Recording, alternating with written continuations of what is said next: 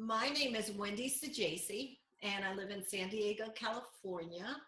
And my company's name is wakeupyourwisdom.com.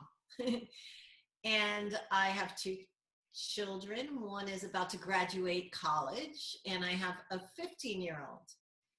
Before I stumbled into the principles, I had done a lot of work on myself in very many different areas. I felt like there was something wrong with me. I felt like was depressed a lot. So I felt like I had to fix something about myself. And even my mom was into this fixing thing. You know, the 70s, 80s all came with a lot of new agey ideas about fixing yourself, which was maybe better than the prior things that were there. But then there was this whole idea of you could be better, which sounds like a novel, lovely idea.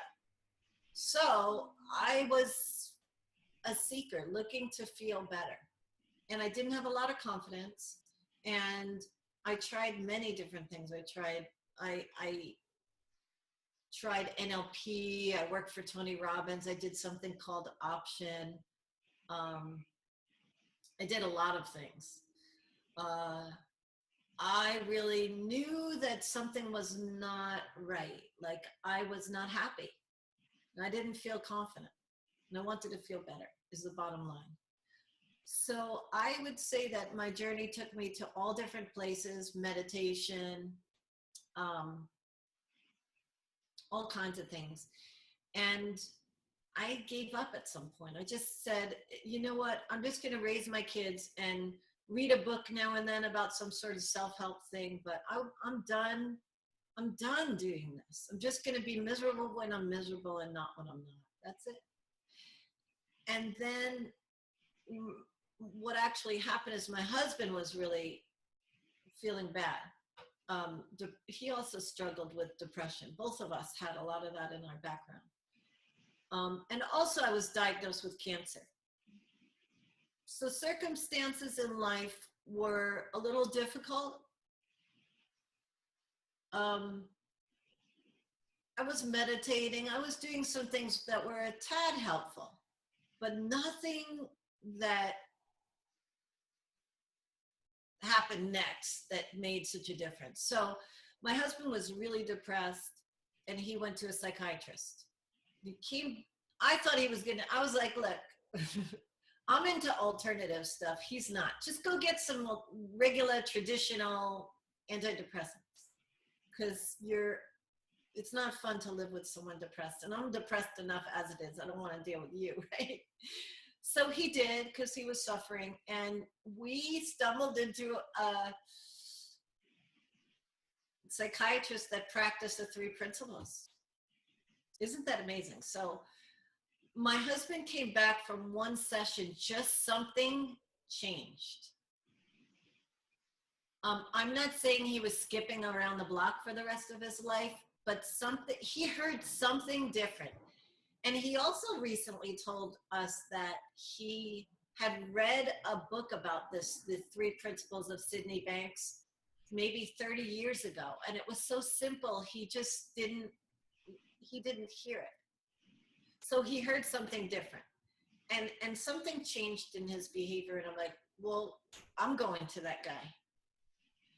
So I went to him and I went in there spinning, like what I mean by spinning is upset. I went in there upset about cancer, upset about being upset, just whatever I was going on, what I usually did in my head. And I don't know what it was he said, but whatever he said, I got quieter than I've ever been. I mean, I did a 10-day Vipassana retreat many times. I wasn't that quiet. I was just blank. And so I remember this feeling of looking around at the ceiling and the books in his office and just not even having words for things. I was that quiet. And so I felt like he hypnotized me. And since I'm a seeker and I had done NLP, I looked into Erickson hypnosis, I looked into all these things all these years, and I'm like, I need to know what he did. So right after that, I found out it was called The Three Principles of Sydney Banks. And right after that, I started going up to Pransky and Associates. They had a 4-day retreat. And I had no idea what I was getting into. I was kind of nervous. I'm just going. I said to my husband, I just have to see what this stuff is about. And since then, I've just been, that's probably about 4 or 5 years ago. And I've just immersed myself in it, changed a lot, and then started my own business, which is called Wake Up Your Wisdom.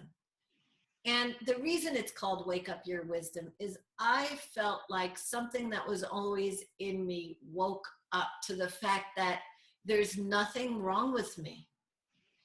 Now that thought for me, like other people maybe don't feel it in that way, but the thought for me that there was nothing to fix, that I was already fine, was really different. And it made me see the whole of my experience in life very differently. And I did, you know, a lot of the other things that I had done, I had changed and they were useful, but I didn't change. I would say I had moments of experiencing like, oh, everything's okay, everything's perfect. But I didn't fundamentally change the way I've fundamentally changed from learning about the principles. And what I find the most exciting thing about learning about the principles is that it's this evolving change. You keep seeing more and more when you understand a little bit about your thinking. At first, you know, it makes a little bit of a change, but it goes deeper and deeper and consistently gets deeper. So even within the community of the three principles, some of the teachers that have taught for 30, 40 years, I hear them saying, I wish I could recall all my people that I taught the principles up till 3 months ago, because I see it all differently once again. And that's really the beauty of it, just to see how much I shift and continue to change. The change that I recognize in my life right now, which keeps on changing like a revolving door, is I notice that I don't operate from a bad feeling about life. And I used to. Again, not everybody has their own flavor or brand of feeling unhappy. Some people don't judge themselves, they judge the world, and that makes them feel bad. Some people, even myself, blame the world. This is where I am today. I know everything's an inside out experience. So if my son or my husband pisses me off, which they do occasionally, I know that my upset, my unhappiness is not about what is happening in the outside world. It's really coming from in here, the way that I'm using thought. See, we have this misconception about thought. We think that the world makes us feel a certain way. It's so innocent. It's just innocent. We're innocent humans. And when you're thinking that my husband shouldn't do that, it upsets me, it makes sense to think that. We're innocently thinking that, and we're innocently upset. I would start fights with my husband all the time and have to fix it right then. You can't behave like this. What's happened to me now is I usually wait a minute and I see where I'm generating my own bad feelings based on what I'm thinking. And when I see that, life, there's so much more freedom in life than there was before. Like I was just thinking about this, especially here in America. I'm not sure if it's over there in the pond as much, but there's this blame game. We think that we have to blame somebody else for something. So I think my kid is making me upset, which I still do. I think my kid is making me upset because he's moving too slowly. And so then I react to all that. But is he really making me upset? Or am I reacting to what I think in the moment? And when you separate those things, there is so much freedom in life. So here's the thing. Here's where I really changed too, is when at first, you know, you have cancer and it's not a pleasant experience for me. I mean, people say it's been the best thing in their life and they get so much from cancer. Yeah, well, that's not me. I would rather not have cancer. But I know even when I'm upset about cancer, because I do believe my thinking occasionally about that, I know that there's more freedom, that I could still have freedom in my feeling about life. I can enjoy my children. Where before I was debilitated by my emotional life around cancer. Now I'm like, okay, well, cancer is not making me feel bad. Yes, cancer, innocently, yeah, I could see why it would. Anyone could sit around a table and we could say, of course, Wendi feels bad. And that's nice. I'm glad people have compassion, and I'm glad I have compassion for myself when I do feel bad. But that's only this much freedom. There's way more freedom when you see that your experience of life is coming from inside out.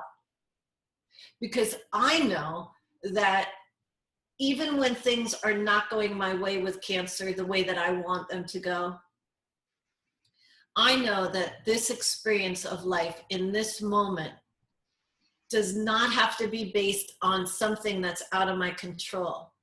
Because life, no matter what everybody says, no matter what you talk about manifesting and visualization, life has an impersonal nature about it. In nature, animals die.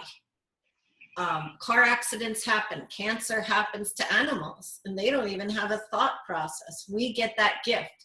So we have this gift of thought, and we use it to a little bit backwards, in that we think that that is causing us upset. And what I'm here to say is that when you realize that your experience, even of cancer, comes from the inside out, there's so much more freedom to enjoy what there is to enjoy in life.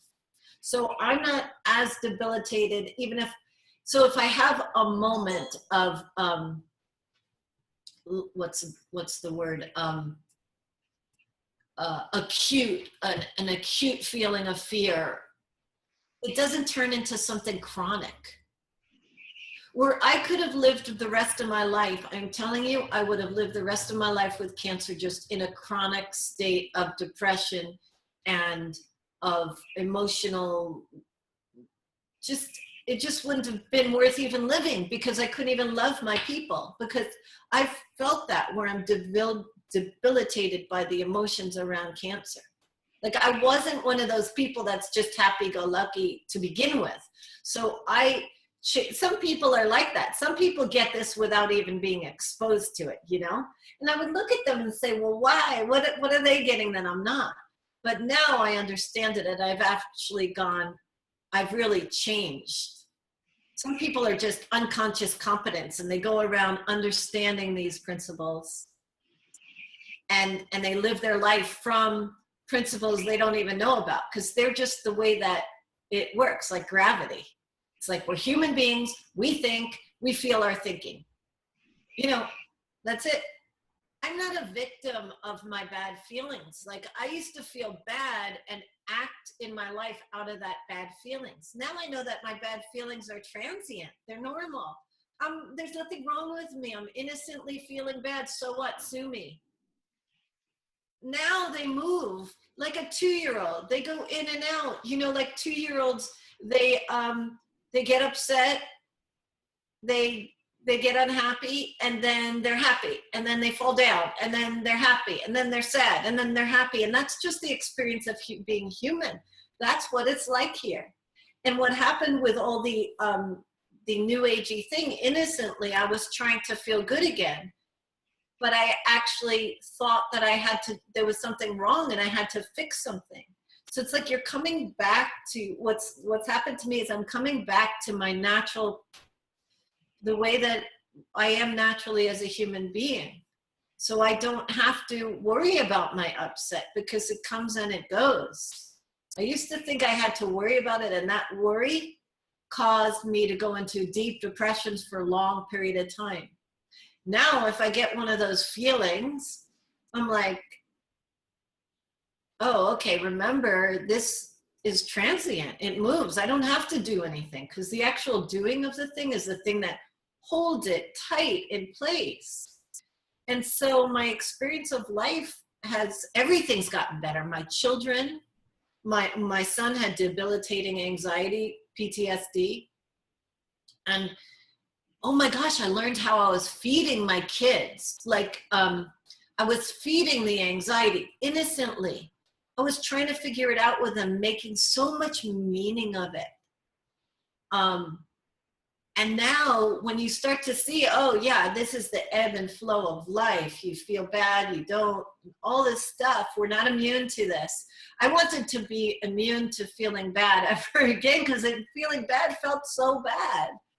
But I didn't know that I was innocently feeding my feeling bad. And with my kids, my son used to have these stomach aches when he got nervous. And this is one of the stories I tell a lot. So he was, I don't know, 9 or 10, and he was a baseball player and still is. And he would get these debilitating stomach aches and say, I can't go, I can't play. And I would try to figure out with him, why? You know, innocently, I was just trying to help him see that he doesn't have to feel bad. I get no progress at all. I'd be in the house trying every which way. I was just doing everything possible to get him to see that he doesn't have to feel bad. But I didn't know that I was feeding the feeling bad and making more meaning out of it. So this is what happened. This is even before I started to understand the principles. So I'm working really hard. So I give up. He goes outside with his dad. And he comes back and he's fine. So I say to my husband, what did you do? What did you tell him? How did you do this? I've been working so hard trying to get this kid to get, he doesn't have to have a bellyache. Oh, we just looked at the trees. We just talked about something else. So it's like he didn't feed the feelings saying they mean something. We have to shift it and change it. You know why? Because you don't have to shift and change something that naturally shifts and change. It's just human weather. You don't have to sit there and manipulate the thought, because it goes. And you manipulating and trying, me doing all that, I didn't know innocently, because I had all those years of trying to figure things out. I didn't know that I was feeding it, making it more important that he doesn't feel that way. So I was making it bigger than it even was. So I really learned about that. And I learned now when I get into states, I don't feed it. And I have another son who's about to graduate college. So he has a lot of thinking about leaving college. And it's much more easy for me to be neutral and not feed those feelings, because I know ultimately if we don't put a lot of attention on the bad feeling, it moves. So everything in my life, honestly, has really changed a lot. You know how they say too in relationships, don't go to bed angry? Oh my gosh, I took that so seriously. If my husband pissed me off and I got really upset, I had to work it out right then and there. And that was like feeding the monster. I didn't know that. Now, if I'm upset, I just know that it's my experience of my own personal ideas, and he doesn't really have to change. And then I settle down. And then if there's something to talk to, it's not like I lay down and let him walk on me. If there's something to talk about, I still will talk about it, but I don't have to talk about it from that bad feeling, because that bad feeling is self-created. He is not making me feel bad. Oh my gosh, across the board, that has helped myself, my clients. It's unbelievable. And it consistently helps me, because I get tricked by my thinking all the time. and then I pop out of it. That's why I called it Wake Up Your Wisdom, because it's not like you have to do anything. You just kind of all of a sudden, you leave yourself alone and you wake up. And that's how my life has changed.